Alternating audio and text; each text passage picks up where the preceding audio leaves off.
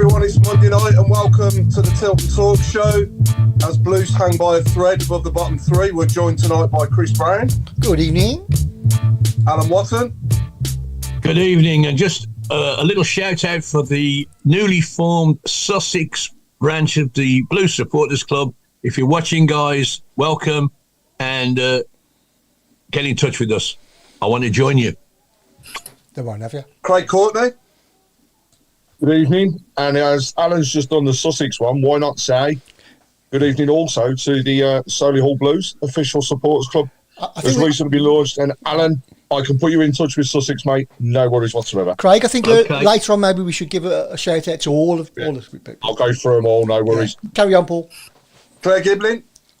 Good evening. Mark Adams. Good evening, everyone. And back from his adventures is Mark Meredith from the USA. Good evening, all. So 3-1-0 defeats on the trot, no goals. Better performance on Saturday than last Tuesday, but that weren't hard.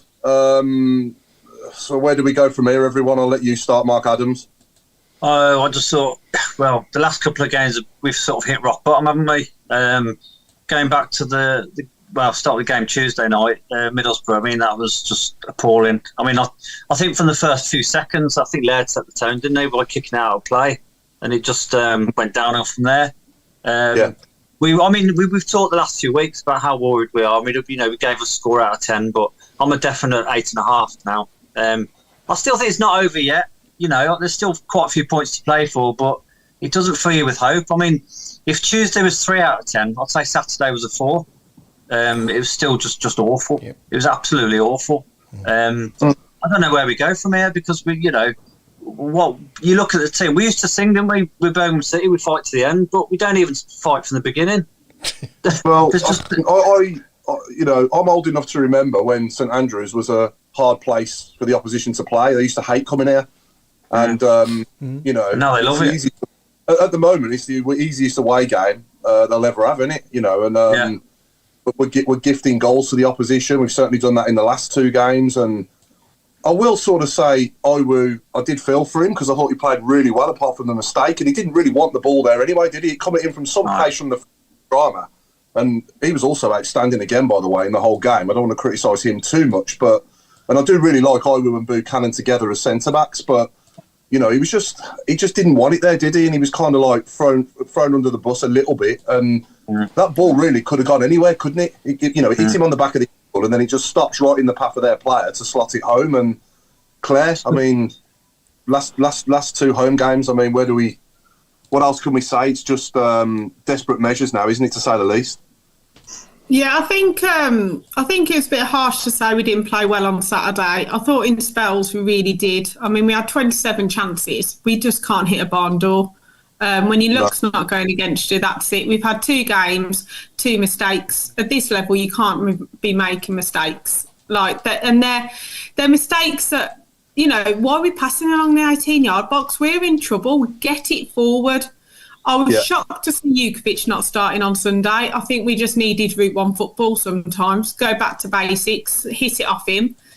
Hopefully Jukovic is okay because, it'll just be our luck that he's out as well. I just found, I thought Laird was horrendous on Tuesday and I thought they were a lot better on Saturday. But the subs was really strange, like George Hall at right back and Tyler Roberts. We actually were building some sort of momentum. Then he makes all the changes all at once.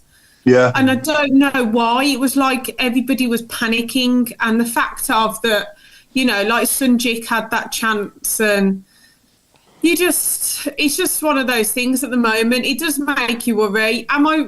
We've got 24 points to play for. We've got 3 of the main ones around us. We've got Rotherham away, Huddersfield away and QPR away. The problem is that they are away. That's what scares me. Yeah. And I think, Leicester game, not probably a write-off. But the QPR game is a massive game. If we lose that, we are severely in trouble. And thankfully, the weekend actually went for us for once. Thankfully, the others lost. But again, it's still in our own hands. That's where we've got to be optimistic. It's still in our own hands.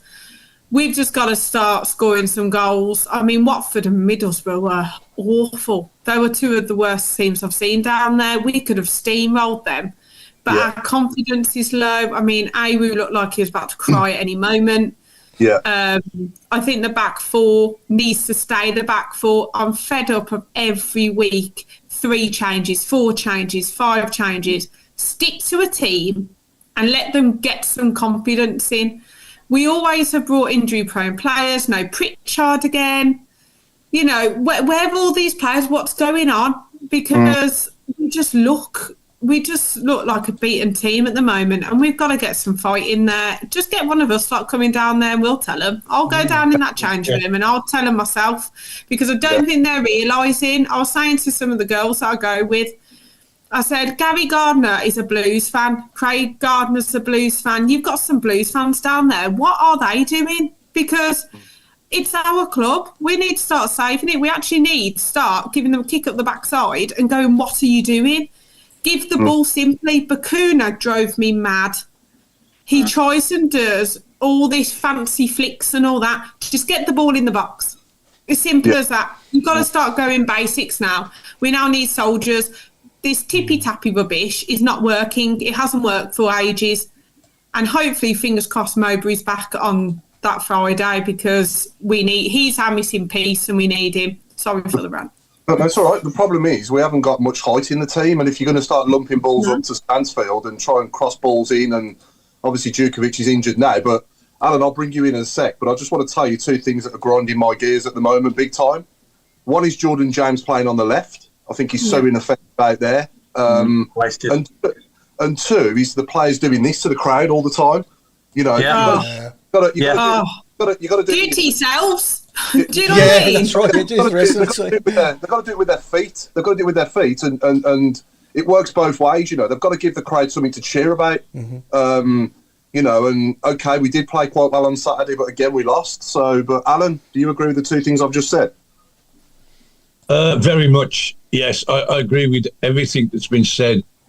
I remember on Saturday when that ball, okay, it's appearing in front of you. Oh, this guy's in trouble here. What's he going to do to get out of it? And the bloke pokes his foot between the legs. Possible foul, but you know we can't clutch at that. And the ball hits his heel, and it didn't go anywhere other than the exact place that he would have wanted it. He didn't even have to take a touch. He didn't have to try and stride. He just into the net, and it wasn't even a shot to beat the keeper. He was just passed it into the net. Yeah. And I get a bit concerned about. You know, we're all looking. Are we all looking for scapegoats? You know, I thought our back line was tremendous, apart from that one incident. Yeah. And there's 2 of them involved. Don't just blame the one bloke. There was 2 people involved with that. And why? And the Middlesbrough game, that ball couldn't have gone into bloke's path better, and it was a terrific shot. You know, there was no luck involved as far as he was concerned. But I'll say I've got one positive thing to say, and that is 3-1-0 defeats, and we're still where we are. Now, the chances of that, if you look back a week ago, and if we'd have said we're going to lose these 3 games 1-0, we'd be in the bottom 3. Nobody would have argued with it, but we've lost the 3 games, and we're not in the bottom 3. Now, the games are running out now. Next one is QPR. We can't afford to get nothing from that. We certainly can't afford to lose, because that takes Queen's Park Rangers away from us. You know, Saturday 6-0 Sheffield Wednesday. That actually improved our position over them, because we conceded 1, they conceded 6, so our goal difference improved. Stoke got beat 3-0 at home by Norwich, and it wasn't the best. I think the best result would have been if Rotherham had won, but a 0-0, you know, they're going nowhere with 0-0s, are they? No. So I sort of sat on Sunday. I watched the girls. That was awful, and thought to myself, well, could be worse. It could be worse, but it's really clutching at straws now because we're getting to positions. QPR is the first one. We can't piss about with that. Whatever tactics we use, up and at them or slick play or whatever, we've got to get it right. And I looked at Mike Venus's face when he was interviewed after the game, and the man looks. If Tony Mowbray's poorly, well, this bloke needs a rest from somewhere. The poor man, he was sweating and he was grim-faced, and I'm thinking, I came over to the idea that maybe if Tony doesn't come back, we could do with some help somewhere, because poor Venus ain't cutting it, and he's suffering from it. Yeah, what worries me is we just can't keep a clean sheet, and whatever could possibly go against us at the moment is going against us, isn't it? It's like we drove over a black cat or something, and Mark Meredith, these games now, I mean, coming up, it's just what worries me about QPR is we're going to have to score 2 to win. That's the way I'm seeing every game at the moment. Yeah. But yeah. I will say that Iwu and Buchanan and Laird and Drama is our best back four, in my opinion, from what I've seen. And they've only conceded one legal goal, haven't they, as a back four, really? And that was obviously Saturday, but Holloway was the handball, wasn't it? So, I think they are forming a good partnership. But love or hate Rooney, obviously, when he was here, and I had to mention him, but he had Jordan James in the 10 playing behind Stansfield, and he had him playing really well. That was probably the only positive thing that Rooney did while he was here. And I want to see him back there. I want to see him back playing there and firing shots from the edge of the box and scoring goals again like he was under Rooney. I think he got sort of 4 or 5 goals, didn't he, under Rooney's short spell here in games. But yeah, Mark Meredith, what do you think? Yeah, firstly, I agree with everybody. Going back to what you said, is that's the frustrating bit. St Andrews was a fortress for so many years, even in the Premier League, and now it's like a candy shop, isn't it? People just come and take and sweet shop, please, sweet shop. Yeah, what the hell's the candy? All right, sorry. First warning. First warning.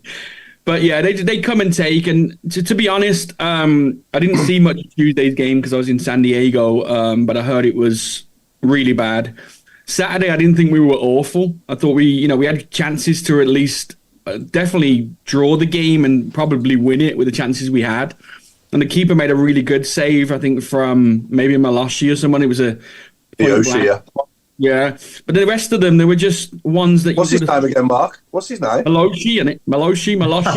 I don't know. See in the Jungle Book. Nintendo character. Everyone's on me this week, huh? We missed you. Yeah. It's affection, really.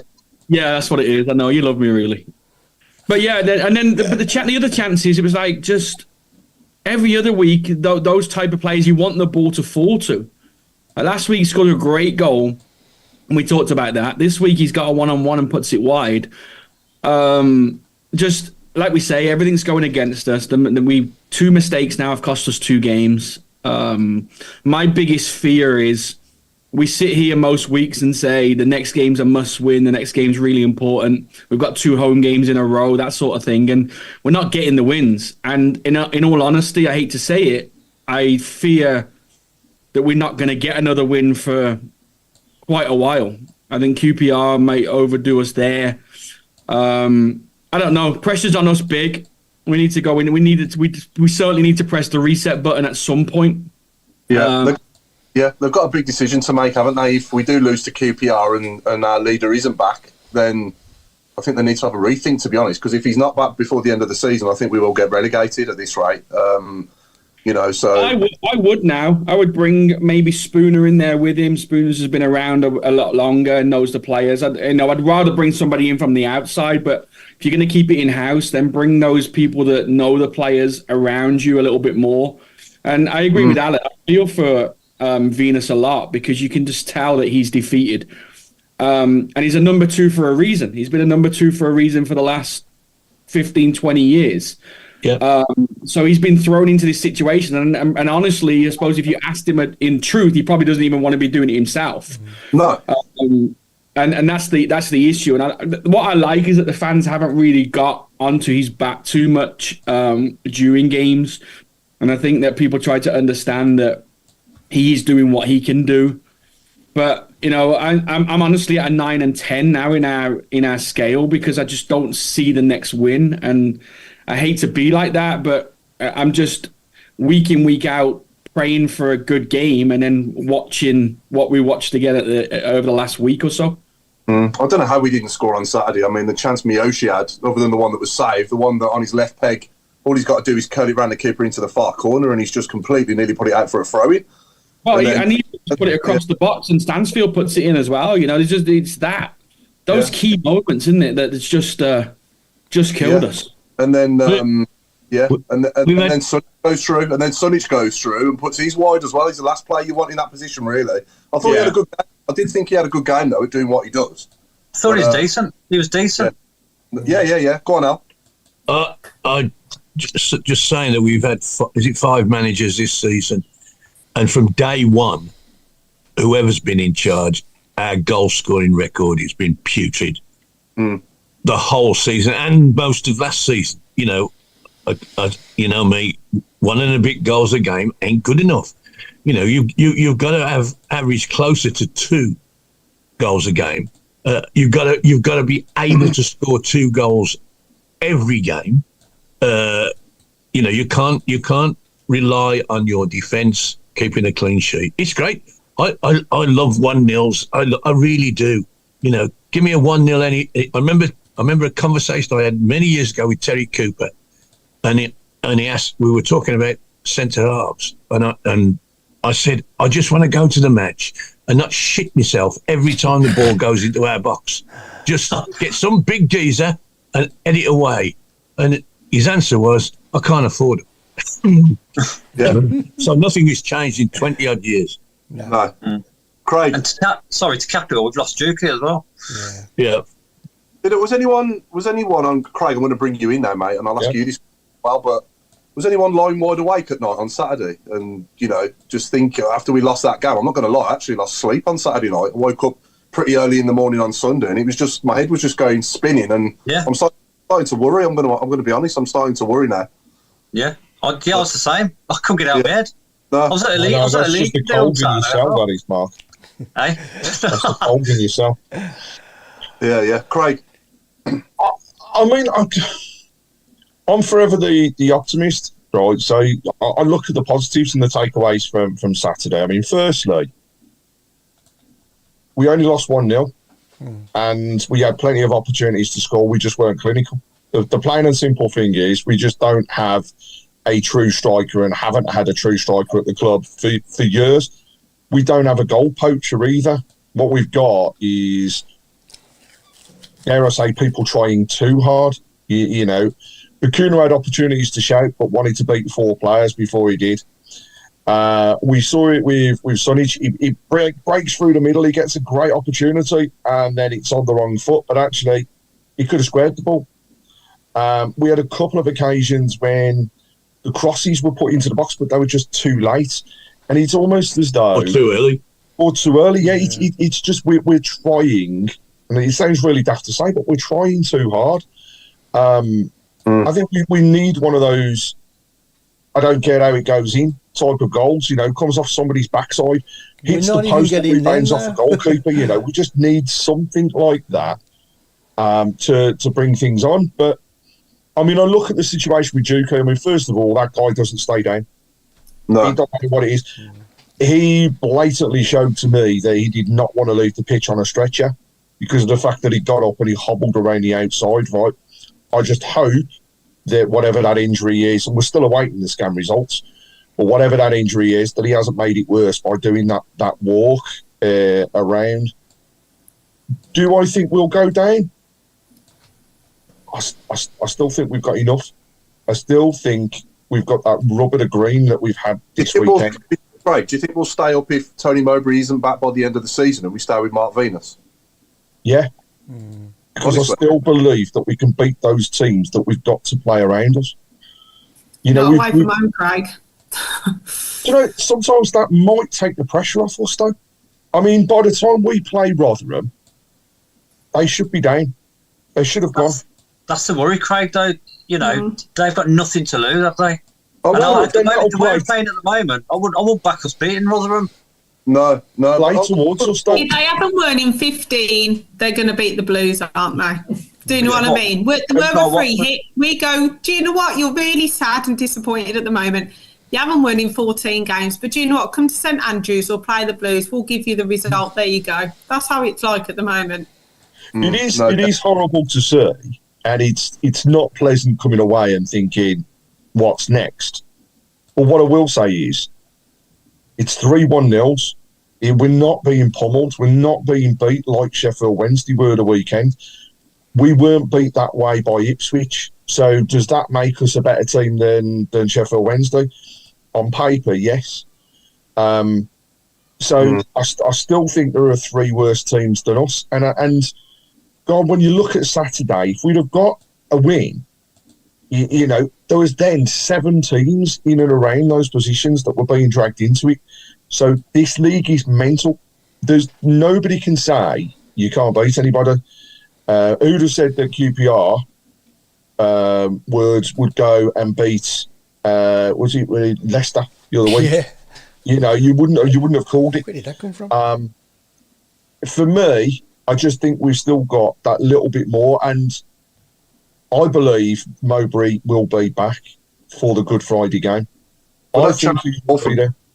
Yeah, that changes everything if he's back. Imagine the boost they get from that.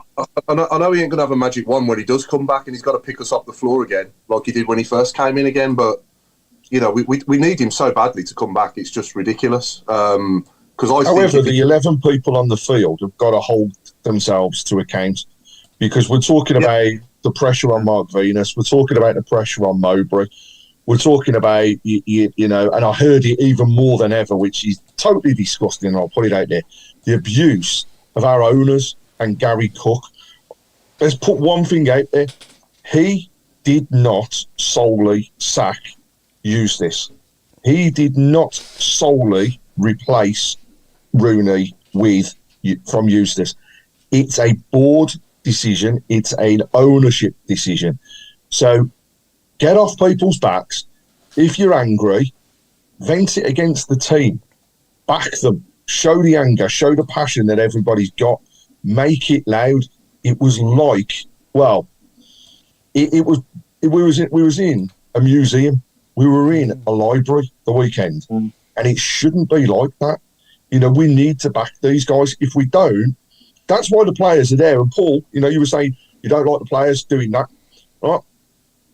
How are they going to, you know, they can play well, they can do different things. It still doesn't G up the fans. So sometimes we need that kick up the arses ourselves.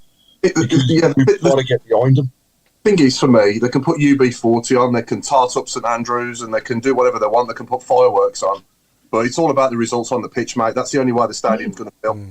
You know, you're not going to get bums on seats by making the stadium look nicer and by putting concerts on. And, you know, if we are right in the bottom 3 by the time we're watching UB40 or whoever's watching UB40, then, you know, there ain't going to be many people at that Preston game, I don't think. No, I don't. Paul, it's great to hear you agree with me. You had to go at me the other week, but you've come round. Well done. When I came back at you, Al, we still had Tony Mowbray, and I genuinely think that. And I think if Tony was still here and this hadn't happened to Tony, sadly, you know, we wouldn't be where we are now. No, I know. I understand that. But just I'll tell you something interesting. You said then. You said that you were longing for Tony Mowbray to come back, and you would feel if he was there at QPR, you'd feel 100 times better, and blah blah blah blah. What about the players? I bet they are thinking exactly the same time. For goodness sake, Tony, get your arse back here quick as possible. Yeah, because they shouldn't be though, should they? They're professionals. Exactly, they're getting paid. They're getting paid to play. No, you're right. As soon as they cross that white line, it shouldn't matter who's in the dugout. I got paid for playing a sport, and it didn't make me a better player. It made me a more determined player, and I messed about one Saturday afternoon, and I got a right telling off. You know, you're getting paid to do this. Stop pissing about.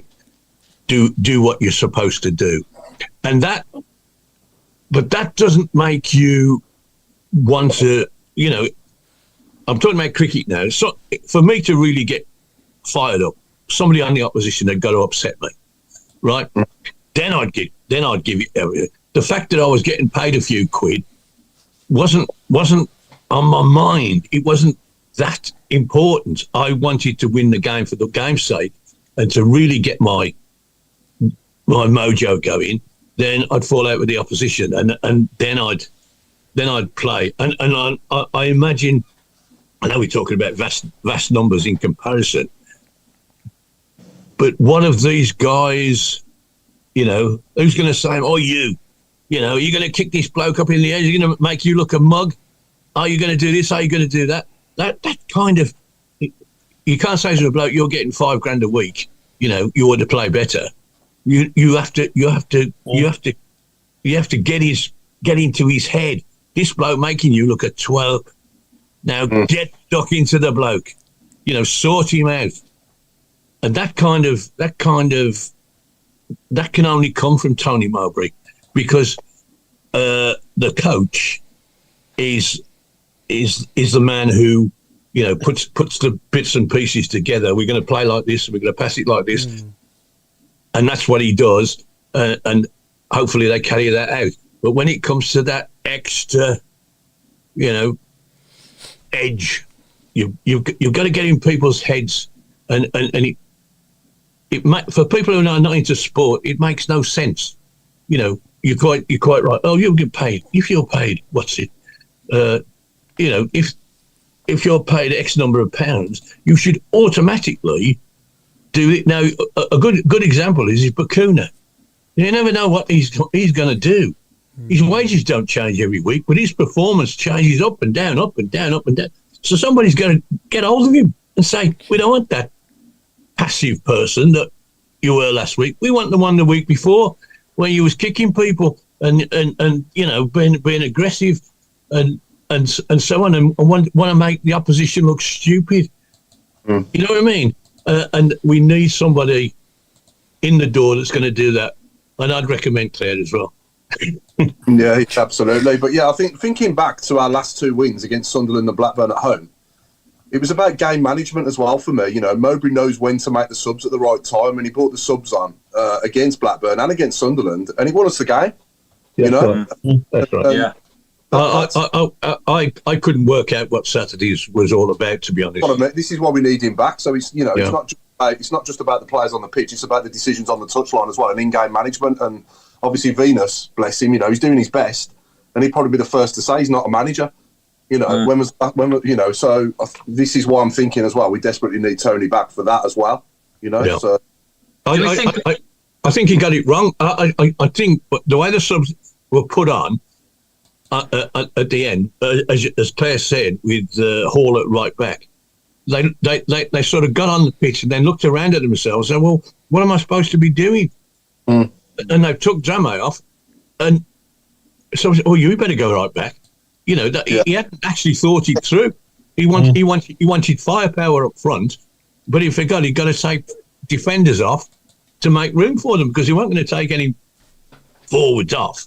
He was kept piling them on. Yeah. Do you know what I think we lack? I think we lack a lot of pace in our team. I think the tempo is really, really slow. We've been saying it for weeks. You watch them going up the field and they are just, even Watford, they weren't the best team in the world. They haven't got a manager either. And they were so quick. They moved the ball. They know where each other are going. We look like 11 individuals. We don't look like a team. We don't look like we play together. When we played against, Sunderland and that, we actually look like a team. We look so all over the place at the moment. I totally agree with you, Paul. I think JJ on the left is just not working. Not at all. No. I know I'll probably get slated, but why not try Hogan again? Yeah, do you know what? I'm not being funny. We need a goal. Let's put Jay on the right, put Miyoshi on the left or something like that, and switch it up a little bit. Because Jay Stansfield half the time spends his time on the touchline anyway, running after lost causes. Yeah. Let's put Hogan in there. What have we got to lose anymore? Get Dixon, get somebody. Tyler Roberts isn't it for me. He's useless. With Burke, isn't he? But, there's no... I don't know what it is. We seem to... One day we play... Like, thank goodness we won those 2 games because Blackburn and Sunderland, by the way, because they might be season-defining games, the way it's going. But it frustrates me when they're going, come on, and we're going... Number 1, we've paid our money to come. Number 2, we're watching you. Number 3, have some self-pride. Because I don't see that. We're throwing the ball. A throw-in, I've never seen Blues with throw-ins be so bad. We don't throw it to somebody. Nobody wants the ball for throwing. That's how the goals have ended at the last 2 games. We've thrown it back in and we've gone backwards or to the side. When a coach, think, Mark, you might be able to agree, aren't you always told to throw it down the line to get rid of it? Because isn't it simple basics? It's like we pass the ball backwards behind somebody or to their feet. If you ever watch anybody else, it's in front of them so they can run onto it. And there's slight little things, I don't know whether it's confidence, I don't know, but it's so frustrating at the moment. And the thing is, though, is it going to get any worse? I mean, we are rock bottom at the moment. Thankfully, we got an international break and a few of them are going, but hopefully the ones that stay they need training. Maybe Rooney was right on one level. We don't have much balls, to be honest, because I'm not seeing any. The Sunjic, fair play to him, actually was one of the best players on the pitch because he broke it up and at least he was having a go. But all the others, we are so, weak. If you look at any other team, Millwall, even Watford, Ipswich, they're all built. They're strong. They look like they've had their protein. They look like they've been down the gym. We look like a bunch of 17-year-olds for that weedy. We're getting hit off the ball left, right and centre. Half of our players are below 5'5", as they're tiny. And if you see everybody else is Jukovic built in any way. And no wonder we're not scoring any goals from corners, because when we launched the ball into the box, we got Buchanan in there and Awu as our 2 centre-halves. I don't get it. We need to do more work down the gym and build a little bit. We've got Miyoshi, who they all look really weedy to me, and I don't know whether. Do you know what I mean? They need to get some protein in them. Claire, I watched Leeds and Millwall yesterday afternoon. That was a man's game. That was exactly what you're saying. Millwall were not beaten easily. They stood up and had a go, and they were literally brick outhouses. And the Leeds players were the same. You got a 6'3", the guy that scored a goal against us, Katanga, and the Leeds centre forward is what's his name, 6 foot plus, and it was a battle. And we don't see that amongst our team. We can play nicely, but there's no. Wow, we get bullied, don't we? We just We do get bullied. We've got people around the club on a match day that know what it's like. They know what it's like to put that blue shirt on, and they know what it's like to go out there and fight with that blue shirt on. You got Ian Clarkson, you got Paul Devlin in hospitality, microphones. Martin O'Connor's still involved with the club. Let's get some of these lads in the dressing room with the players before the game and get and start laying into them a bit and get them to fired up a bit. You know what I mean? Yeah. Imagine Daisy in there. Well, there's yes. Daisy's still on the payroll. Yeah. Get Daisy in there, yeah. Absolutely. You know what? I wouldn't even be against him getting involved, with on a match day in the meantime. Yeah. Can you imagine that? I'd love brilliant. that. Why isn't he? He's on the payroll, yeah. Why isn't he? Yeah. That's Get him in the dugout. We lack our leadership, right? That's where we lack. We talk about it every week. We lack our leadership, and we certainly lack leadership on the pitch. We talk about Mowbray and everything else and all that sort of stuff, but when the 11 players, I know as a coach, once the players go on the pitch, it's down to them. Then I can encourage and share what I think, but I can't change the game. No.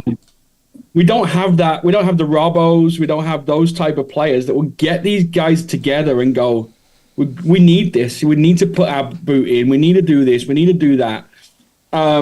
We don't have that anymore. We've not had that for years, have we? Not on. No. Probably we said it before. Probably since Robbo and Morrow and people like that and Daish, we've not really had a standout leader that you go, man, that guy in there gets people together and does the job. Yeah, I watched Millwall against us, and you see it. You see a few of their players like just really getting into each other, saying, this is the last minute, it's a corner. They're getting into each other, getting themselves ready. We don't have any of that. Yeah, no. But you could, I like my 1-11s and putting teams together and all that from over the years, and I bet you could put a bloody good 1-11 together of players that have wore the captain's armband at St Andrews. 100%. Oh yeah. You could do that straight away, couldn't you? You'd have Daishi and Bruce at the back probably, wouldn't you? Or Cunningham, you know what I mean? And Stephen Carr. Got to say, the message board has been absolutely mental. I was just coming to that, Craig, actually. Yeah. What are people on board with what we're saying, or is there differences? Completely no. People are very much on board. People saying totally agree, need the leader on the field. Other people, if Mowbray's not back, then we talk about whether people should come in and whether it's the right thing. Some people that's very much 50-50 from what I'm seeing on the message board as to whether we take anybody else. Jim Toney summed it up. We're slow, ponderous, and pedestrian. I think that, they're three words that you could sum up the past few games that we have seen. Anthony Lloyd, he's put on there that we made the wrong appointment in January. If it was down to him, he'd have had Rowett, Warnock, or Cooper. And also, Anthony has vented, as we'll come on to in a minute, about Carter going from the ladies. But it's worth noting, the club went after Cooper. And if truth be known, Cooper was holding out for a Crystal Palace job or a Premier League job. Yeah. He was never going to come. I don't want somebody at my club that will not commit the first time around. So if you don't commit now, you could sign, and in 6 months we could lose you because a Premier League club comes poaching. It's not up. So, we made the best appointment that we could at that particular point in time. And as we keep reiterating, if Tony Mowbray was well, I don't think we'd be in this position now. He's a class manager at this level. Tony Mowbray, he's class. We've got the right man. Yeah, we have got the right man. We have got the right man. I don't. Sorry, Mark. I don't only want to see him back just so that we're playing better on the pitch and we're going to start getting out of trouble. I also want to see him back to see him fit and well as well. And he's got over whatever it is he's going through treatment for. Health comes before absolutely anything else. Health and family are number one. Yeah. No matter what the situation is, everything else is a mere third and lower. So at the end of the day, Tony, get well soon, and when you're back, you're back. But in the meantime, we've got 2 weeks now where that team have got to get together. They've got to, I'll be honest, I'm well racked off reading social media comments coming from the players. We're going to do this. We're up for it. Right? I'm not interested in seeing that on social media. Right? We have slated enough of our players for using social media and being vocal on there. Definitely. Forget that. Sod it all. I want to see it on the pitch. Yeah, I want to see it from the very first kick. Yeah. Don't tell me. Well, I think this is my fear right here is that, we just said that we don't get the results. And, something that Craig said earlier about, Sheffield Wednesday and us being probably better than them on paper. Now, I look at it like this. Sheffield Wednesday were 10 points behind us 4 or 5 weeks ago. They're 1 point behind us now. They beat us and they played us off the park. Yeah. We have put ourselves in this mess by not gaining results. There was times when we were 6-9 points ahead of this bottom three. And there was times when we were 1 and 2 points, and now we're only goal difference. We have ourselves to blame on that. And I think, honestly, right now, we're apart from Rotherham, because they're probably doomed already, we are the worst team in the league. We are. In current form, we are. In black and white, yeah. That's where my fear is, and I don't agree with the Mowbray one. I think the Mowbray one was a great appointment, and again, get well soon to him, because I think when he comes back, he can change his stuff. But it's been one thing after another this season. But the problem is when we look over it for 5 years now. It's been the same. So we can't keep making the same excuse that, this season, this happened. We have not been above that bottom 4 or 5 in the last 5 years. And we've been to last games of the season having to win. We've been to scraping out because of point deductions for other teams. Like, we can't continue to do that year after year after year and get away with it. No, it's almost like two different things, isn't it? Because now we're being run by people that care. We're being run by people who know what they're doing, off the field. But then on the field, it seems to be even worse than what it was previously. You know what I mean? Before they came. Even, it's much worse than last season now, isn't it? So, we were favourites to go down last season, and John Eustace did a damn good job, getting us safe by, how many games did we have left when we were safe last season? About 5 or 6, was it? Oh, yeah. Yeah, good for the games. But Dan Nash, I can't agree with you anymore, Dan. Like, it's, let me tell you now, if we lose against Preston, no one will give I'll say monkeys instead of what he's put about UB40 being there. It could be the emptiest gig they've ever played at. To be honest, Paul, 1 in 10 could be our points tally at the end. Last 10 games. Yeah. Oh, no. You had to get that in there, didn't you? Well done, Mark. You've started now, don't you, Mark? So. I think the positive... better than the game, aren't you? Yeah, go on, Claire. The one thing that's a positive is we are still above it. And it's still technically in our own hands because, okay, we're above it on goal difference. But, Sheffield Wednesday took a massive knock on theirs. Huddersfield, thankfully, West Brom did us a favour the other day. And I just think at some point we've been saying this for ages, hopefully at some point it will click. Hopefully at some point we're going to give someone an absolute battering. We're still waiting for that time. And hopefully it'll be an away game because I can't do another away season with only 4 wins or less. Yeah. I just think, they need to decide their best team. And the amount of injuries that we get is just ridiculous now. Like, how many years have we had so-and-so's injured for ages? Like, Anderson, it's like they go onto a desert island and get left there because we never hear anything about them. Like, Anderson, do you know what? I would have, if he was fit, I would have played him on Saturday because what's the worst that can happen? I don't think he's actually done anything wrong. I thought against Leicester, he was sensational. Anderson was. Yeah. I thought he's one of the best players on the pitch. And then all of a sudden, they're gone. Oh, they're injured. Oh, okay, what's wrong? Oh, 2 weeks, they're out. They're always out for 2 weeks. And then we're waiting 3 months later.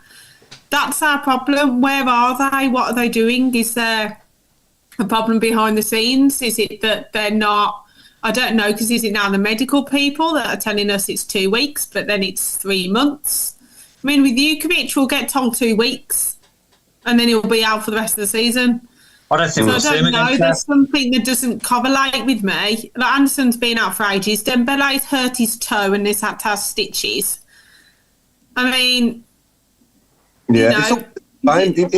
All through my life, going down there and supporting them, it's always been the same. You can go back as far as like Paul Furlong, and Paul Furlong was a great striker for us when he played. David Dunn and players like that, and Forsell even as well was one of probably the best striker I've ever seen down there. But my God, we couldn't keep him on the pitch for long, could we? He had that season on loan and fired in the 17 goals, and then the next season we signed him, and we just couldn't get him on the pitch properly, could we, for any length of time? Sorry, Craig. By the way, Robe, you've really started things off because Red State has said, stay off the red wine. Ray Hobro says, please don't make me cry. Des Fox is definitely food for thought. We've also got Paul Heath has said that there's food for thought with everything we're talking about. Our players don't care. Most are being kicked out in the summer, and a couple are on loan. That was from Bill Mint. Yeah, could have something there. Well, Andy Banner says he's looking forward to the gig more than he is the game. Ray Obro has then said if it happens again, he's leaving. There's a few here that have really gone on. But there's Warren Wazza. Apparently, Anderson refused a move in January and has then been frozen out since. Well, I don't think it was a case of refusing a move. number one, as I understand it, they couldn't meet the salary that he wanted. Number two, every player has a right to say, no, I don't want to go anywhere and I want to fight for my place. Now, for me, as Claire said, if he's injured, okay, he's injured. But if he's not, then he should be working his backside off.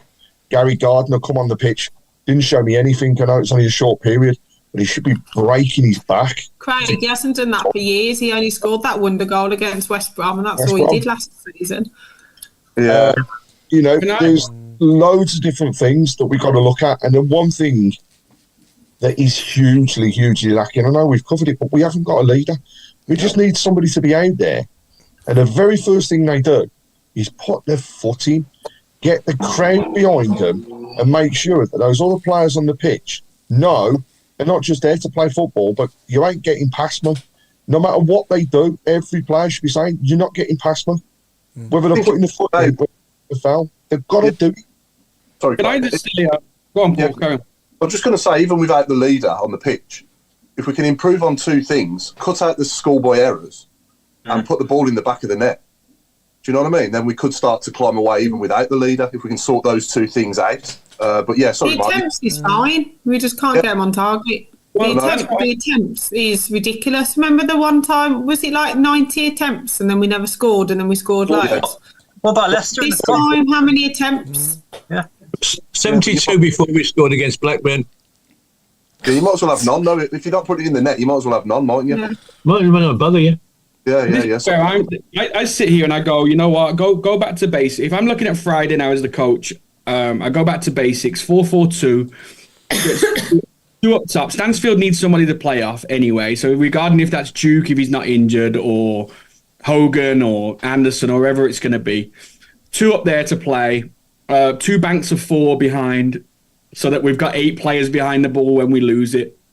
And just go back to basics, because Birmingham City do the basics good. We've done the basics good for years and years and years, right? We're not a quality team. We've not had a quality team for so long. Just be very basic with them and say, listen, this is it. You're in 2 banks of 4 with your 2 up top. Let's get the ball in the box. When we lose the ball, make sure that everybody's behind the ball. So we're defending with 8 players, and just give it a go like that, because QPR is going to come out with confidence. They're at home. They need the win just as much as we do.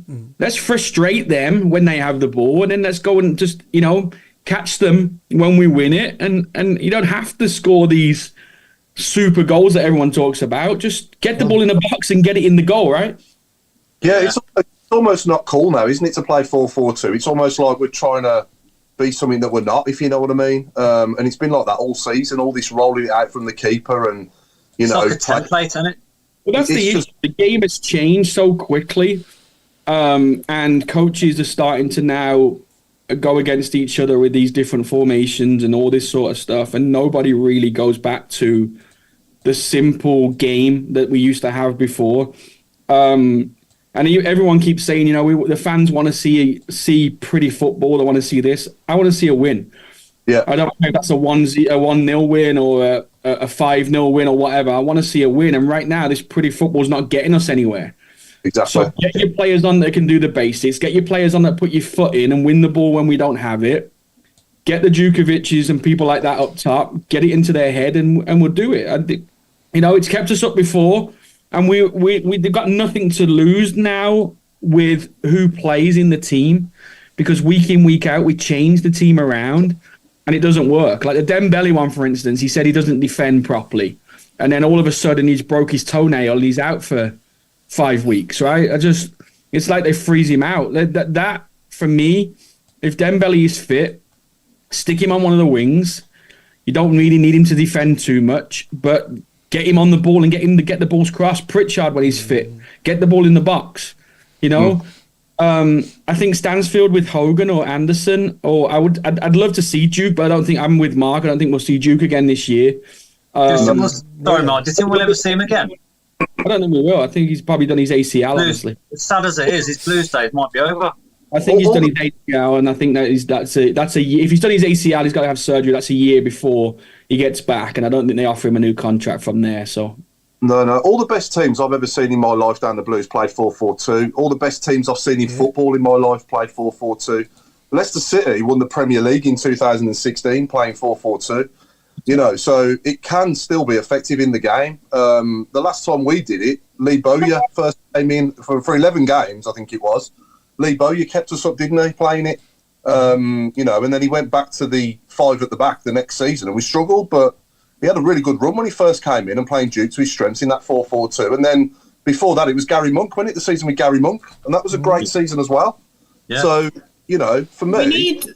Yeah, go on, Claire. We need the high intensity, though, I think. I think we miss the high intensity. When we play high intensity, we seem to do okay. But I think whatever formation you've got to have someone near to Jay Stansfield. He's on his own half the time. Like, Middlesbrough marked him totally out of the game. They played 5 at the back. Literally, it was 3-on-1 half the time. James hasn't got the pace. Miyoshi's not really got the pace either. We haven't got a pacey attack. When we had Dembele one side and Anderson the other, and you know, all of these, that you need some pace in it. But Craig, did you go to the women's game? I didn't go to the ladies' game because the youngest wasn't 100%. However, I watched it on the TV, and you know, as disappointing as the men's game has been, that the ladies just couldn't break down a stubborn Blackburn team yesterday. In fact, their goalkeeper, I think, was just absolutely outstanding. She just put a brick wall in front of everything. But there's been a lot of, you know, comments on the board as well, actually, around the ladies' game and asking, is that season over now? Is that everything done? The answer is no. You know, we are 2 games in hand over the rest of the teams in the league. Got those games coming up, starting with Reading on Wednesday evening.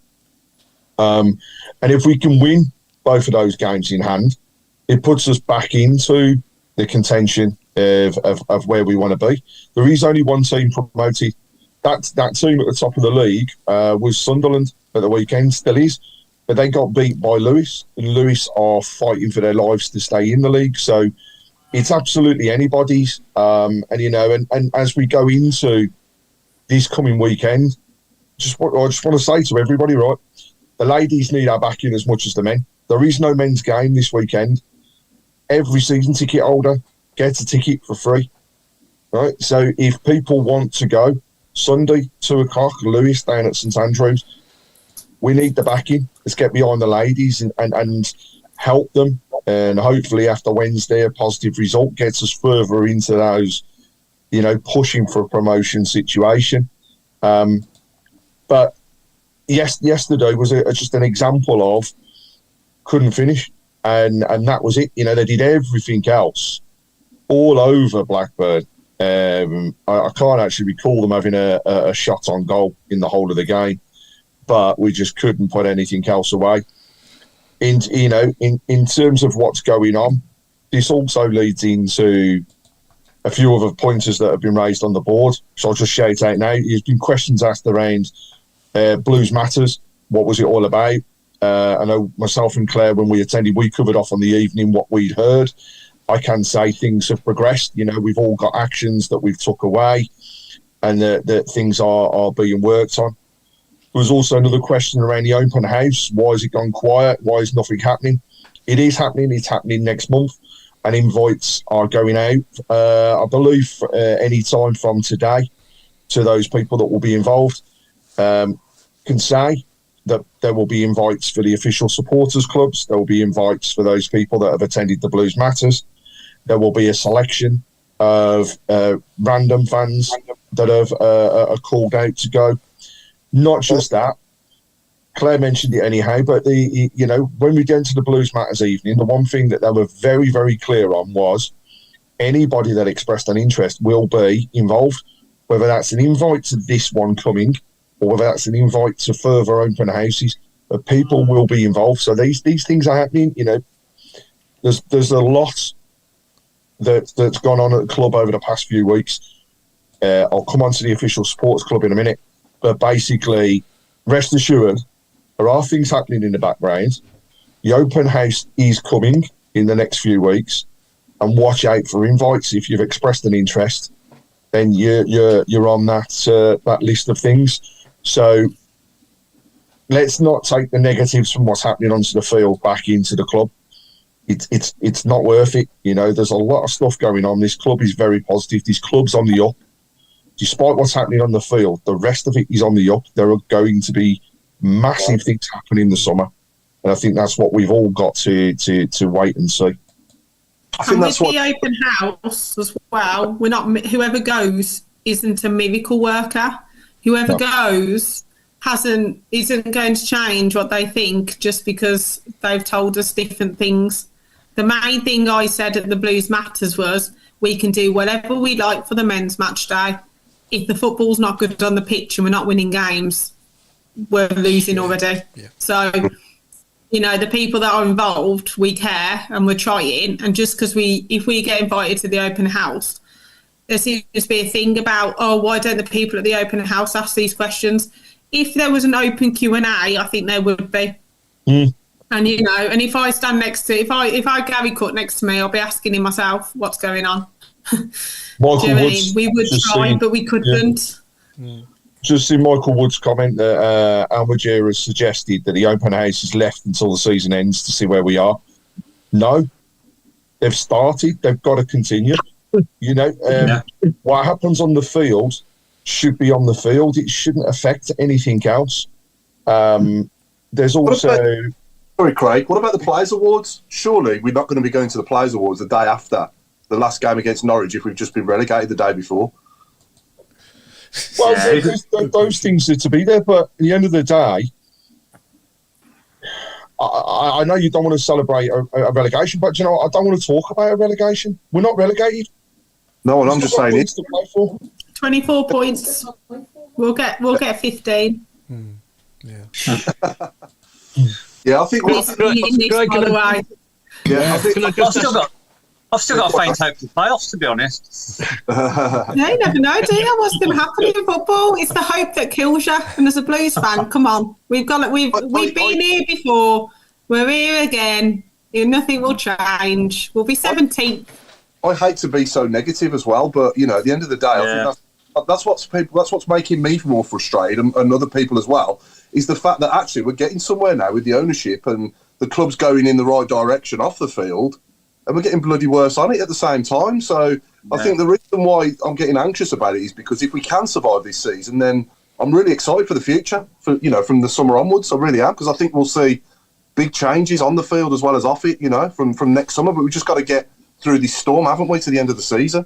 But sorry, Al, you was going to... I was going to ask a question about the ladies' team. I watch them every week. I can. And... over the season, it's taken me a long time to get to know the players. Well, I put on yesterday, I didn't recognise anybody. Who were these people? There must have been 7 or 8 changes from the last time we played, and we lost that. Where's Fuso? Where's well, I can't remember her name. The girl we signed from Villa who got all the goals last year. Where's she? Injured is the answer, Al. Are they all injured? Yeah, Fuso was taken in a brace. Jade Pennick, who's your top scorer from last season, she's been out injured for a few weeks, but on her way back. They've taken a spate and a proper kicking.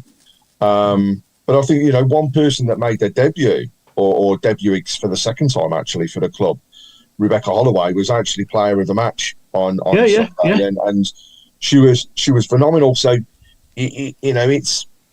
Again, there was 7 changes, but these are injuries. There's none of the swapping and changing that we tend to see in the men's game. You very rarely see it in the ladies, but it's just hitting us hard at the moment. But the one thing I can say is they are all good enough, and players that we came off the bench with. So Charlie Devlin, is phenomenal. Well, she's regular. I recognise that name. Yeah. One person who doesn't speak much on this show is obviously yourself, Chris. I just want to get your thoughts on everything at the moment. Where's your head at with it all? Can I just say I've been running a poll actually on the chat box. At the moment, it's running at 35% say yes, Blues will go down, and quite a big 65% say no. So do you think that's about right? But well, it depends if Tony's back or not for me. Yeah. If Tony's back, if Tony's not back, I disagree. If he's back, I agree. Yeah. The one overriding thing coming up. If we stay the way it is right now, I think we'll get relegated. Really? Something's got to change, and something's got to change quick for me. Yeah. Yeah. That's the overriding thing coming out of the ground on Saturday for me. Everyone was just like, "That's it, we've gone." It's just so flat. It's unbelievable. But I'm not, like I say, I'm not going to press the panic button yet because I still think there's a lot of points to play for. But yeah, I'm still pretty much like Paul. If Tony isn't back, then I can see us going. Yeah. There's actually no indication at the moment as to when he is That's coming back. the worry, Chris. That's the worry, isn't it? There's no so nobody's going to timeline say, is anybody going to say he's coming back next week or in 3 weeks' time or 4 weeks' time? Because in 4 weeks' time, that's going to be very squeaky bum. Too late then, wouldn't it? Yeah, exactly. Yeah. I think I'd be interested to see the 65%. I'd be interested to see what makes them have that decision. Obviously, from the heart, you want to say they're going to stay up. But from my head, I don't see how we're going to stay up right now. Like you say, if it continues to where we are sitting here at this minute, after watching what we've just watched for the last week, I don't see us staying up. I don't see a way out of where we are unless the 3 teams that are below us right now continue to lose their games. I do think that we do look a bit inward and we don't look at the opposition. If I said to somebody online, if we get out 8 points, which in a fat lot, that's 2 wins and a couple of draws, who's going to get 9? Who of Huddersfield and Sheffield Wednesday going to get 9? That's again, we're clutching at straws, but it's a more positive way of looking at things. If we get 8, somebody's got to get 9, and we haven't been spanked 6-0 by anybody, and we haven't been done 3-0 at home by anybody, and Preston will hit. Oh no! You've cursed it now, Alan. There we go. 3-0 defeat against Preston. UB40 are playing to 2 people. When was that? 6-0 away at QPR. No, I'm just saying you've cursed it now because you see the next game we've got at home. I'm not. What have you done, Al?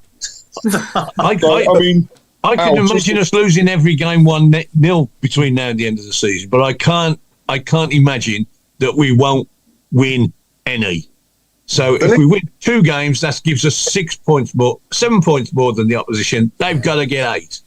So We just need to put it 50 into points. perspective, to put it into perspective, I've just pulled up Sheffield Wednesday's fixtures, right? And I look at Birmingham's and I look at theirs, and I know which one I prefer. So, so you're aware, Sheffield Wednesday have got to play Swansea at home on Good Friday. They've got to play Middlesbrough away, QPR away, Norwich at home, Stoke away, Blackburn away. Sorry, Stoke at home, Blackburn away, West Brom at home, Sunderland away. Now compare their fixtures to ours, and I'm sorry, we get more points than they do. I'm more worried about them. Blackburn's got a really tough. Blackburn's probably got the hardest fixtures. I think they've got the hardest running. Yeah. I wouldn't count them going down. They still have the extra points right now. That's the thing. So we'd still have to gain points on them. Isn't it a case though in this relegation scrap that you tend to raise your games against the harder teams? Exactly, yeah. We need to put UB40 on before the Preston game and just get them to sing Don't Break My Heart. Yeah. You could play them in midfield. We need 50 points. That's it. I've been saying it all season. 50 points. Yeah. If you get 50 points, or as close as you can, that's how many points we've got? 38, 39, I can't remember. But literally, we need 3 wins, 3 or 4 wins, and I've been saying that for weeks. We just need to get to 50 points. We get to 50 points, we'll be fine. So Huddersfield's fixtures, Coventry at home, Stoke away, Millwall at home, Preston away, Bristol City away, Swansea at home, us at home, last game of the season, Ipswich away. They'll be on the beach then. Yeah. Oh no, Yeah, they might be fighting for that second place. Might be fighting for that second space. You know, I just look at, and I know we shouldn't be, as we always do, looking at other teams and what they are going to do. But actually, there's 2 teams there, Red 8, and I still think we'll get more points than them. I just, I like I say, I'm forever the optimist, and I still can't see it. Those 65% of people that are voting against it just can't see it. It won't be down. If we do stay up, though, from what you're saying there, Craig, if we do stay up, it'll be down to other teams, won't it? Not ourselves, and we need to, make the most of it ourselves while we've got the opportunity, surely, because it's still in our hands at the moment, isn't it? Blackburn have by far got the worst for me running. So they've got Ipswich at home, Good Friday. Then they are playing Sunderland away. They're playing Southampton at home, Bristol City away, Leeds away, Sheffield Wednesday. Then they've got Coventry at home, and then last game of the season, Leicester away. Ooh. Wow. So if we had that, I would say we would be down. Yeah. I'm not going to lie, that is a running and a half. That's like what we had in October, November, that is. That's scary. I'm going to say John Eustace could keep us up last season and this season. Yeah, seriously. Yeah, he hasn't had much for a good manager bounce, has he? I don't think he's won a game yet. Well, he hasn't got a very good team. That's the problem. Yeah, well, it does help. They lost to us, for goodness sake. What does that tell you about? So, what do we all think of the UB40 Blues song? That Forever. It's all right, isn't it? I really catchy. I don't do reggae, as you know, really. I'm not a big fan, but I actually quite like that. It's got me bopping my head. I haven't heard it. What is it? I haven't heard it. I played it before the game. You're not in the pub, are you, Claire, at 5-3? Yeah. Yeah, No. Have you not heard it? Queuing for a dirty fries at that point, normally. I'm in the ground earlier than you, Craig, half the time. What time do you come down to your seat? Then have you not heard it on the big screen, and heard it playing before the game? I don't know, to be honest, Paul. I'm that depressed at the moment that I'm just about getting in. I'm too busy talking to everybody, hoping that we'll get a win, to be honest. Yeah, they've basically done a sort of rendition of Food for Thought. Yeah, and they've changed the lyrics a bit to make it a bit more blues themed. It's quite good. Yeah, I probably heard it. Yeah. I think it's called Forever Yours, and I believe Forever True. Thank you. And it's being released at the end of this month. I'm pretty certain it's the 29th that I've seen that it's going to be released. But yeah, I agree. It's quite a catchy. It's quite decent song. Yeah. It's all right, yeah. So, but anyway, Mark Meredith, I think you wanted to play a new game, didn't you? Like a quiz. And we got a prize up for grabs, Chris, yeah? Yeah, always got prizes. So a little prize up for grabs. We're going to start doing a quiz from the previous episode. So what I want to know is, or what we want to know is, from our viewers only, Harley Dean last week chose his 5-a-side team when Claire asked him during the quickfire questions. She asked him, you asked him, Claire, didn't you, to pick his all-time Blues 5-a-side team from the players that he played with? And we want to know, who did he pick in goal? So who was chosen in goal by Harley Dean last week in his 5-a-side team? Not his 1-11, his 5-a-side team. Yeah, and some of us got that wrong, and we watched it. Yeah. Can you, Claire, don't say, obviously, just nod. Oh, Jason Hughes has won it straight away. Oh, God, bloody hell. Jim Toney was not far behind. Yeah, Taylor's coming as well. I think we made that one too easily. Jason, well, because he spelt it properly. He's put an E in the true. Well done, everybody. Pretty good, pretty clever. Yeah. Well, that means people have actually got to listen to what we've got to say now. That's a shame. That was actually quicker than when we played squad number game with Mark Meredith, wasn't it, Mark? It was, yeah. I was waiting for squad number. I was really. Mark's game's rubbish. I think we need to make it harder for next week. We'll make it really hard for next week. So what was the answer then? For God's sake. The next week's question is, throughout the whole of the show, find the most positive thing. But I just want to shout out, I mentioned earlier on about the official supporters clubs, right? So to give a highlight to everybody in terms of how this currently stands. So we currently have 38 official supporters clubs spread across the world. And there are now linked via, you'll see, Facebook, Instagram, X, formerly known as Twitter. So, please, if you are a fan, no matter whether it's season ticket, you don't have to be a season ticket holder or anything like that, but it's simple. Just reach out to the teams that you want to be part of. You don't have to live in the area to join the club. However, one of the aspirations is for all the groups to get together, to do charity events, to be there to just have a bit of a social with at times. So therefore, if you're living in Hall Green, then you join the Hall Green Club. If you're joining in Texas, you're joining the Texas one. Sussex, there's a Sussex group that's running that can all get together. So the aim is the supporters club is not just to get people together, but it's also to support and help where we can regarding tickets, regarding communications to the club. Feedback is key. So whether it be positive or negative, through those groups, spread the word, we get it to the club, it is listened to. The other thing is the fact that it's there to help raise money for the club themselves and their community trust. So whilst at the moment there are no fees for joining, as we go into next season, there will be some small fees, and I mean small for a season, looking for like £5 to help run the actual clubs, and £5, maybe a little bit more, goes a long way. Then there's also the club themselves. So for a £5 amount going to them, £3 of that will go straight into that community trust. So we can, go and raise funds and help them straight away. There'll be fundraisers that goes on for that as well. You will see some Christmas events, some summer events, loads and loads of things to come across all the different groups, and nobody is doing the same thing. So rest assured, everything will change up as we go along. There'll be an official launch coming up in the near future where you'll be able to sign up, and it's plain and simple: name, address details, patron number, so that we know you're part of the club.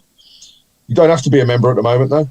If you're not, you can sign up and get a patron number at the same time. So it's all around us all coming together.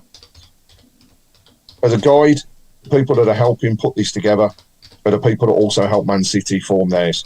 And when they started theirs, they had around 35 clubs. They've now got over 300 spread across the world. So, and they even get fans travelling over for special events and stuff like that. So there's an awful lot to come. It's not just around saying who we are, it's about acting upon it. So it'll be a voice. So please, if you haven't joined up and you're interested, all the clubs are out there. Reach out to myself and I can give you details for the people in your areas, or the Facebook and Twitter groups to go and join.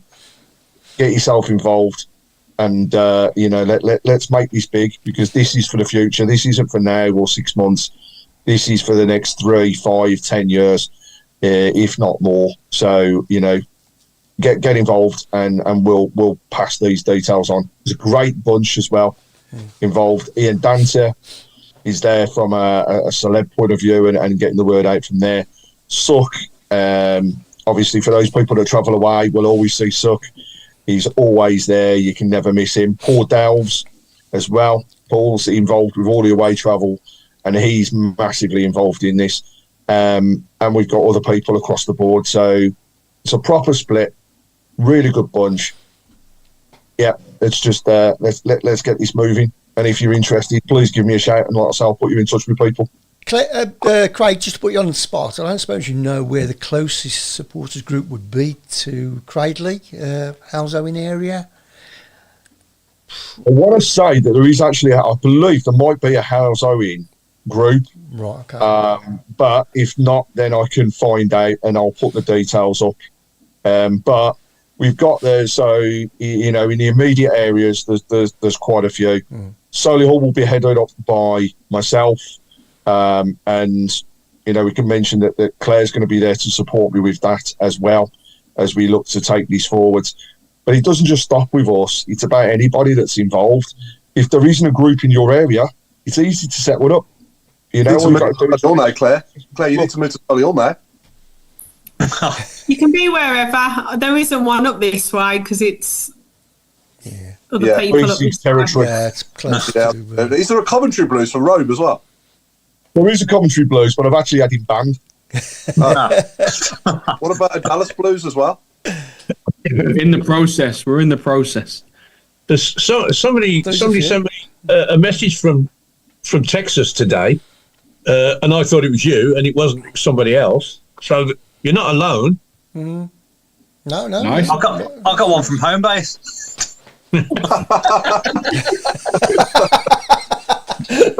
Your curtains are ready to be collected. Mark's now going to join in loads and loads of different groups. He just doesn't realise he's going onto mailing lists. Yeah. Oh dear. So are we all in agreement then that if we are in charge of the next game and picking the next team for QPR, we all going 4-4-2? I would. Absolutely. I think so. Yeah. That's our survival tactics.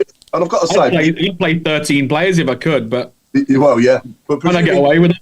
presuming Djukovic is injured, I would bring Scott Hogan back and play him with Stansfield personally. And then I'd probably go, if Dembele is available, I'd go him down the left. I'd go for James and Sunic in the middle. And then down the right, I'd probably go Miyoshi and the same back four and goalkeeper. That'd be my team personally. And I think that could be effective. You got Sunic in the middle to win the ball, and you got James to, it's a bit like the old Brian Hughes and Martin O'Connor, isn't it? You got the one that gets forward, and you got the one that sort of like looks after the back four. So yeah, that's what I would do personally. But I still don't think for a second that he will. And if he doesn't, then we need to book our ideas up, don't we, in this system? I do like Paik Sung Ho, though. I will say that. What do you think, Claire? Do you like him? Yeah, he's quite good, isn't he? I generally think, give him 2 or 3 years, we'll be selling him for 15 million to another Premier League team. I rate him. I think he's brilliant. He actually puts his foot in as well. He's got a good eye for pass. He moves the ball well. I think he is probably one of the signings of the year for me. He's only played a few games. I think he puts his foot in. He's got a bit about him. It's just a shame that James can't move more into the middle. I would generally put James just behind Stansfield if I could. Or I'd even put... If he was going to keep it, I'd put Jay on the right, Miyoshi on the left, or Dembele, or whoever's fit. And I would probably even go with Hogan up. Because he will work for you, Hogan does. If he's on form and if he's wanting it, we need a striker. And do you know what? Get as many on as possible. If it's not Djukovic, he's better than Tyler Roberts, isn't he? So yeah, definitely, yeah. And he does go on runs as well, doesn't he, Hogan? He gets like 16-7, and then he'll dry up then for the next 15. But we've only got 8 games to go, so let's give him a run. Give him a chance. He's a goal scorer at this level. If you get him firing, if he scores a couple, he might keep us up. Exactly. Okay, he might not do that. But I'd rather him come on than Tyler Roberts come on, who can't hit a barn door or passes it to the goalkeeper. Yeah. Do you know what I mean? Like, sometimes, annoys me. Bring Bert back. Yeah. Lilypad's asking me if I'd still have Iwood in the team. Absolutely, I would, yeah. I thought, apart from the mistake, which I thought, he was kind of put in that situation a little bit from the throw as well. He had a really good game, and I was really pleased with him at Hull as well. And I thought he was okay against Middlesbrough as well, to be honest. I don't think he's done a lot wrong. Sorry, Paul, would we sign him? Would you sign him? It depends what the ambition is in the summer, really. Probably not. Not for 3 million. No way. If you've got Pritchard for 100 grand, you've got Laird for 1 point. Was it? How much was Laird? 750, was he? 700,000. Less than a million, wasn't it? And mate, you probably could get him for 1 million. There's no way Ayewood's worth 3 million. That's 3 players that we could buy for him. No. No. But I do like him though. I think him and Buchanan have formed a decent partnership. And Buchanan at centre back is really good, isn't it? And it gives us that balance, doesn't it, with the left foot and the right foot as well. Would you bring Billet back? It's either him or Sunic, isn't it, in the middle? Or you could have him and Sunic, obviously, like we did in the past. But would you still have Paik Sung Ho in there? But that's in the 4-2-3-1 again, isn't it? So I'd avoid playing Bielik at the back again.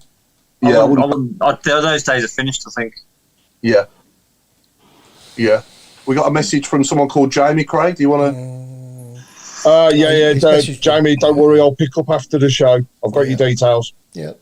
No worries. There's a few people wanting to get involved in the OSC now, aren't there, Craig? Yes, there are, it's encouraging, and thank you for those people that have reached out so far. So what I would say is, if you are interested, drop me a note away from the message board, and what we'll do is I'll get back in touch with you, and we'll get all the details across in regards to how you can join up, etc.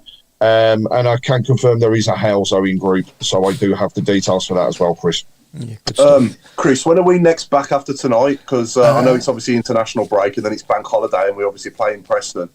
Yeah, I'm not too sure at the moment. I don't think we'll be in next week. We'll see if there's enough people want to do the bank holiday. I don't mind, or even on the Tuesday. We'll see. After the Tuesday, the Blues play on the Monday, didn't they, against Preston? Yeah. The Tuesday's my birthday. Yeah, let's do it. Again. Another birthday. Have a party for you. When's your birthday? April Fool's Day.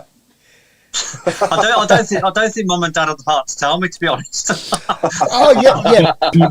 Yeah. Paul, remember last week we had a question lined up for Harley?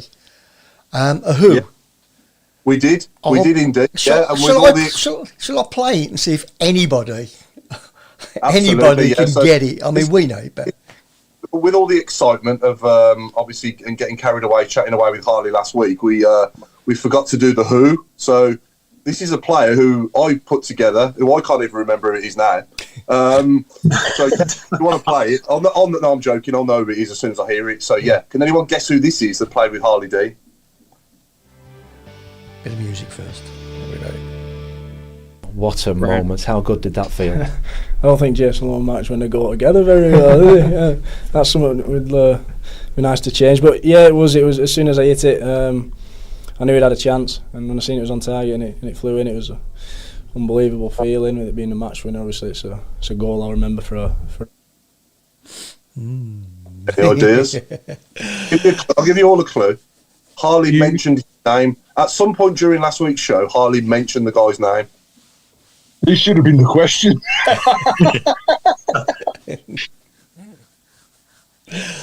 Yeah. Emir, Pete Taylor, that's not, no, he didn't play with Harley. Yeah, No. Mahoney, no. Omar Bogle, no.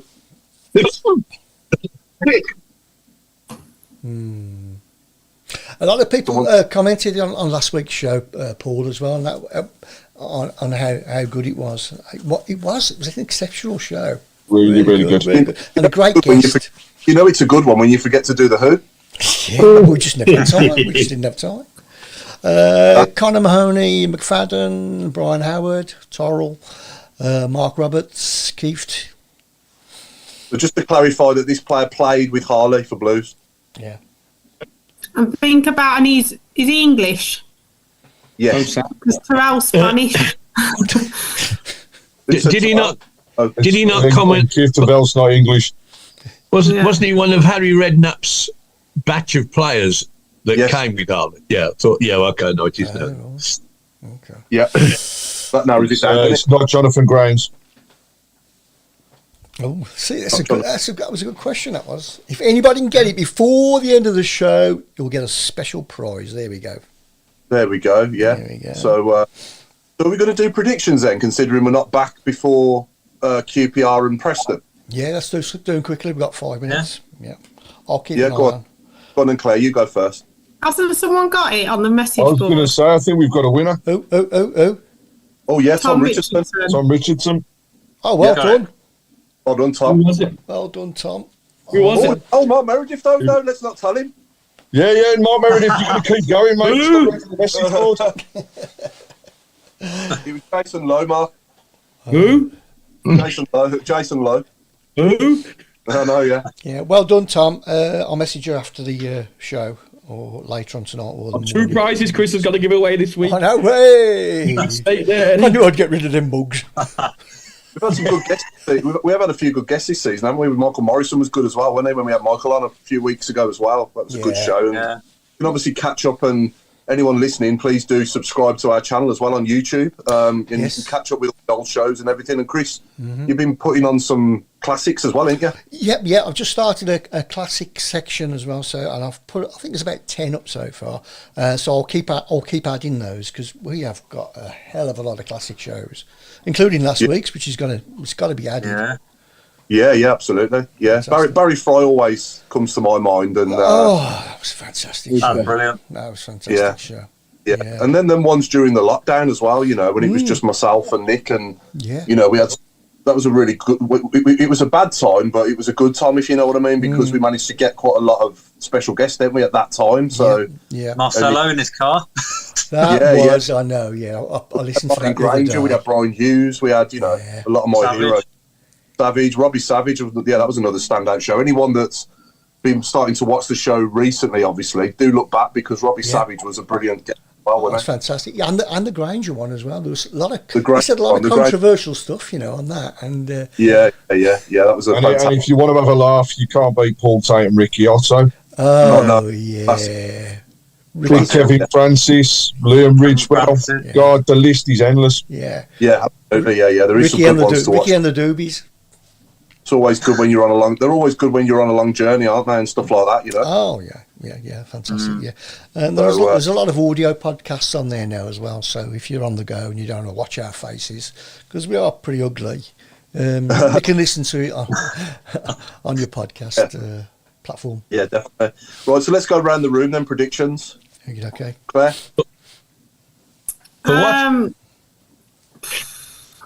I think, I'm hoping we win at QPR, because I'm going. I'll take a 2-1 win at QPR. Is that what you think? I'll take a 1-1. Okay.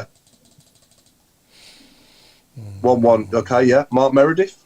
No shirts behind you there. Oh, I don't even realise my background had changed, but... Yeah. Okay. I'm going to go a 1-0 loss at QPR, and I'm going to go 1-1 against Preston. Okay. Is that Peter Crouch's shirt, by the way, behind you? Yeah, that's Crouch's shirt in the Premier League, one of his match shirts. We played for Stoke. What else he got there? Who's that next to him? FC Dallas and Bayern Munich. Don't tell me on the next slide. That'll be our next question. Go on, Alan, you go next, mate. You was going to say something anyway, weren't you? Sorry. No, I was just wondering about what we were predicting. Okay. Yes. I just remind you that Chung got the winner against QPR last year. Before I say, I think we got another 1-0. And Preston, I think we are them big time after that match at Preston. And I think I'll go mad to say 2-0. Okay. Yeah. Craig? I'm going to echo what the chairman's just said. Actually, I think we'll get a very close and sneaky 1-0 down at QPR, and then we'll beat Preston 2-0, and pull ourselves away from this troublesome area. We're not conceding a goal in 2 games. Well, we're due, aren't we? And I reckon Brazil will beat England, followed by Belgium beating England. There's my other predictions. What? Right. Ro? I think I'll be hard pushed to see us win at QPR. I'm going to say 1-1 at QPR. And I think we'll draw again against Preston. I think we'll have 2 draws. Okay. Absolutely love the New England shirts, by the way. That purple one is unreal. Amazing. Anyway, sorry. Chris? I can't see us winning at QPR. I think they're going to pack it out, aren't they, with their own fans? Apparently, they're just giving tickets away. First time for everything. Yeah. I'm going to go for a narrow loss, 1-0 at QPR. But I think Blues Preston. I think we'll win. I think we'll win 2-0. We've got to win that game. We had to win the last 2 games, didn't we? Yeah. Chris, Dennis Bohemia is asking, can Road be sacked? Pardon? Why? What have I done? just turning up, apparently. I mean, that's no other reason given. I agree with that one. I'm sitting Hang on a minute. This is predictions, not my fate on the line. I predict that Roby's going to be sacked. There we go. Me too. They haven't given us the lower, have they, this time? No, they're going to put. I think they're No, going to put their own very fans rarely in. do these days. They're going to put their own fans Last in, year was apparently. brilliant, but I think they're going to try and make it so there's not many of us. To be fair, Can I ask a question, please? No. You know the UB40. Is it who's actually staying out of a slot? Is anyone actually staying, or depends on the result. If we win 6-0, I'm still going home. 6-0. A few people. I have a special match on Thursday night. My best mate, who I have coffee mornings with, can't drink anymore, is Welsh, and my wife, as you know, is from Finland, and they're playing each other on Thursday night. So I'm going to fancy the Taffs to beat them, actually, because they don't travel well, the Finns, this time of year. But that's going to be very interesting, and I'm sticking up for Jamesy over the missus. I'm sticking up for Mikael Forsell at Finland win. And there we go. It's all over. I'm just going to quickly have my predictions. I think, hopefully, to God that we see Tony back at QPR. If we do, I think we'll draw 1-1 and we'll beat Preston 2-1. If we don't, then I'm afraid to say I think we'll lose 2-1 at QPR and draw 1-1 with Preston. Okay. And that is a wrap, innit? It's a wrap. Okay. Well, you've been watching the Tilton Talk Show, everyone. Thanks for everyone's time watching. And it's a good night from me, and it's a good night from Mark Adams. Good night from me, and it's good night from Mark in America. Thanks, friend. It's a good night from me, and it's a good night from Alan Watson. And it's a good night from me, and it's a good night from the one and only Claire Gibney. Thanks, Alan. That was lovely. It's a good night from me, and it's a good night from Solihull supports. God, Craig Courtney. I like that intro, but it's a good night for me, and it's finally, last but not least, over to Chris Browne. Am I at the end? Because I wasn't listening. Yeah. Yeah, all right. Anyway. And it's a good night from me. Good night. Oh, he's gone yet? Get rid of that road. No, have a heart. I'm already getting the bench stick, so it's down the road. I need to wash my feet, actually. I feel sick. 4-4-2, lumping up. The Blues are staying up. 4-4-2, lumping up. The Blues are staying up. That's a good Staying time. Yeah. You've got to be optimistic. What Win have the we league got? next year, be in the Premier League in 4 years' time. Yeah. I nearly have a bus pass then. As long as it's not a mega bus. Adams will be on parole then. Well. That's the Don't plan, forget to Craig. empty that bucket, Adams. Don't forget to empty it. I'll wash my feet in it first. I'll give you the mop for that. That's all. How'd you burp at every single moment like that? It's a lot of You skill. can do A lot of that. skill, you know. Saved it. So who you got there, Mark? Who's